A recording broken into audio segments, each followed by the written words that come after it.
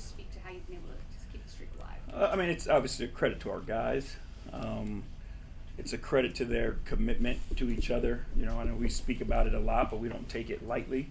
And like our guys defend, and if you defend at the level that our guys defend at, you're going to give yourself a chance every single night. And we're fortunate enough to have two-way guys. Guys who are willing to do the difficult things on a night-in, night-out basis and defend the way that they do. But they're also able to get buckets and score, and they share the game. So their offense gives them a boost as well. So we've just been, lucky that we've had the kind of guys and the class and the character that they have to want to do difficult things. And I think that's what the difference between, average to good, good to great, is how many of those difficult things are you willing to do. Back to back, there's an excuse, right? Your opponents, whatever it may be their situations, there's always excuses. But our guys haven't taken any excuses and just gone out and competed every night. Couple games left before the All-Star break. Are there benchmarks or things that you're trying to hit these two games? No, we're just trying to keep doing what we're doing. I think there's a level that we've been playing at and a standard that we've set for ourselves, and we're just focused on trying to continue to play that standard. Chris. Hey, JB. What's up, Chris? Hey, You're late. Yeah, it happens. Traffic when you guys get good is a little bit different around here. Backhanded compliments. Obviously, Donovan's been great all season long, but even more so over the last 6-7 weeks. What stands out to you about his play during the stretch? The balance that he's found in how he creates throughout the game for himself and how he creates for his teammates. There's moments in games where your stars have to be stars, and there's guys who are run stoppers, right? And Donovan is one of those guys, but he's not forcing the issue. He's taking the plays that are there for him. And, like the other night in Toronto, he had an opportunity where he got a wide open look in the slot. But instead of taking it, he made the one more to George in the corner, and George knocked down a three. Like, that's elevating everybody, not just himself while he's out there on the floor. And I think, it's gone a little bit unsaid, but he's done a hell of a job defensively also. We've put him on difficult assignments. He's taken those challenges one-on-one, defeating screens, like all those things. So, there's just a completeness to his game. And again, it's elevated everybody, but one of the things that, you enjoy seeing is like his teammates are elevating him also, and it's like nobody is isolated from that, right? It's everybody's responsibility to help lift the next guy up, and that's what everybody's doing. Going back to his defense, since you brought it up, his impact numbers are higher than they've ever been in his career on the defensive end of the floor. And recently you took Isaac out of the starting lineup, and everybody knows when Isaac's in there, he gets the toughest matchup for the other team. Like, how much of that responsibility has shifted to Donovan during this stretch? Just what we're doing is like guys are guarding their position now also. And we're just confident that our guys will take challenges to defend whoever's in front of them. That's the level that these guys are playing at right now. So, we're not trying to over-manipulate matchups and do those types of things. Obviously having Evan and Jarrett in there, there's certain things that we can do a little bit differently, to protect guys on the perimeter. We've been able to do some of those things. And then, Isaac obviously comes in and, he still has his job that he's going to do. But, we're just confident in the way that all the guys are defending and how they're competing. So it's just, whoever's up that night, it's your responsibility. Thank you. Sebastian. Hi, Coach. My name is Sebastian, and I'm a Cavs Kids Club junior reporter. It's nice to meet you. It's nice to meet you, too. With having both Darius and Evan back in the lineup, how does that affect the morale and culture of the team and your overall game plan moving forward? Well, it makes us a better team. Obviously, when you add two guys like that who have the skill set that they have, who are as unselfish as they are and compete as hard as they do, they make everybody around them better. And we have the type of team, that just supports one another and cheers one another on. So, having those guys back only elevates the entire team. It's Karis LeVert bobblehead night, and we had to make sure to get his signature sweatband and shooting sleeve. If we were to make you a bobblehead of you, What features would we have to be sure to include? Ooh. I think you'd have to put a voice in it so I could scream at the referees. Thank you for your time and good luck tonight. Thank you. Jeff. JB, it seems to me that, like Srini just mentioned these winning streaks you're on, but it seems like you're not getting a lot of love nationally. When I go at NBA.com, there were 10 stories, but none about you guys. Do you think what do you think about that? Honestly, I don't care. Mm-hmm. What matters to us is what we're doing and how we're handling our business.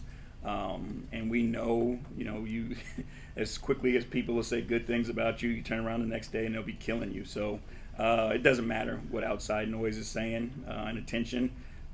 We're going through the league, and hopefully we're earning respect of our peers, and we're winning basketball games, and that's all that matters. Tom. I wrote a national story about you last week, just for the record. Hey, along those lines, Donovan Mitchell is not in the MVP conversation. Should he be? Yeah, to me it's foolish. I don't know. You have a team who is, tops in the league in offensive categories, defensive categories, wins, losses, and he's having a phenomenal year.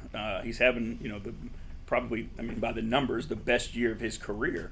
So a guy who still, I believe, should have been first team All-NBA last year, to be having an even better year, and not to be, and the team is winning, for him to not be in the conversation is kind of laughable to me. I know you're a football fan. We watched Mahomes do his thing again last night. How much do you appreciate that greatness? And from the football standpoint to the basketball, is it applicable to talk about guys in that kind of a run? Yeah, it's, I love watching teams dominate and go on long, sustained runs. I love when you see the consistency of coaches, front offices, players on those teams that have helped those teams be successful. Obviously, I'm a big Andy Reid fan from his time in Philly and everything.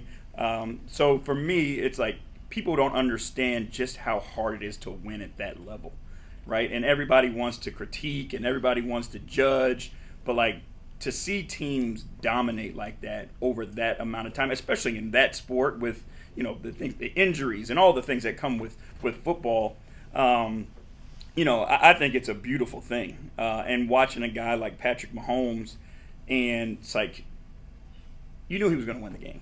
You know what I mean? Like when it was on the line, he got the ball in his hands. Like you knew he was going to win that game, and he was going to make whatever the play was that was necessary. He decided to run, he throws it late. Whatever it was. I think everybody. There may have been some 49er fans that were still believing, but everybody else knew Patrick Mahomes was going to win that game. And I appreciate that, and it does translate to basketball. The competition of it all. The dynasties that we've had in our sports. Like you think about, obviously, the Spurs, the Lakers, the Warriors, what they have done. Like it's just not easy, and I think people should take more time to appreciate that instead of always looking for the reason why this is the downfall of whoever it was. And it's a beautiful thing. Well, was there a point in time when the play for each other and you have to step it up and play harder for each other kicked in this season? Did you turning point or anything? I think it was. Again, it was the Chicago game at Chicago when we were down everybody. Donovan was out, Darius was out, Karras was out, Evan was out, and the guys that were available, just stepped up, and to the point where we were getting comments from our opponent about how well they were playing together and how the ball, the game was flowing and the movement and, all those things. I think that was like a signature moment of it. I do think that, because of the ups and downs early, the injuries, missing training camp and those types of things, it was never about our guys not being together or not being committed to one another. It was a matter of just trying to figure it all out. Right, we wanted, again, this year, systematically, offensively in particular, we wanted to be different, right? And, the old guys were trying to figure out, how they fit in what was new, and then the new guys were trying to figure out, how they fit with this group who had some success in the past, regular season. So it was just a matter of guys trying to figure each other out and get on the same page. But it was never well, I don't want to do this or I'm not going to do that. It was just like, how do we figure this out? And I just think like that game was a signature moment where it was like an aha moment, and the guys kind of figured it out. Tim. JB, a lot of questions tonight about the defense, so I'll throw one more out there. When you lost Evan and DG, you really had to tweak the offense and change the offense. I know you're a defensive coach, so I know you didn't change everything, but the metrics have really risen. What's been the key to that? Why have the defensive numbers risen so dramatically? I think guys were just figuring it out. New guys, we don't play a typical NBA defense here. Our terminology is different. So it takes a minute just to figure out like where I need to be, how I help, who I'm protecting, then building the trust that I'm going to do my job because I know the next guy's going to do his job. So all that stuff just took some time. But you watch the guys, just compete at it too. You know what I mean? Like, and it's been, individual guys stepping up, taking individual challenges. Like, you think about what Isaac's done over that stretch. You think about what Dean Wade has done over that stretch. Like, guys have stepped up, and been able to eliminate some of the other opponent's best offensive players. Last one, Randy. Coach, when you look at what Isaac was able to do during the stretch when he was starting, but then the past 7 games, how efficient he's also been in his role off the bench, and really his percentage is not dwindling shooting-wise. Why do you think he's been able to be so efficient and still have such an impact? He's just, I don't know, he's just a guy that you can depend on. And, you talk about someone who executes everything to a T. Like, we laugh and joke that, like, he's a programmed robot, right? And he just does, like, whatever you tell Isaac Okoro to do, he literally goes out and he just does that.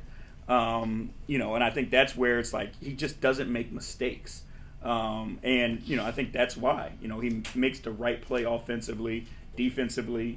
We've spoken enough about that, but he just doesn't make mistakes. And, when you play that way, good things tend to happen for you.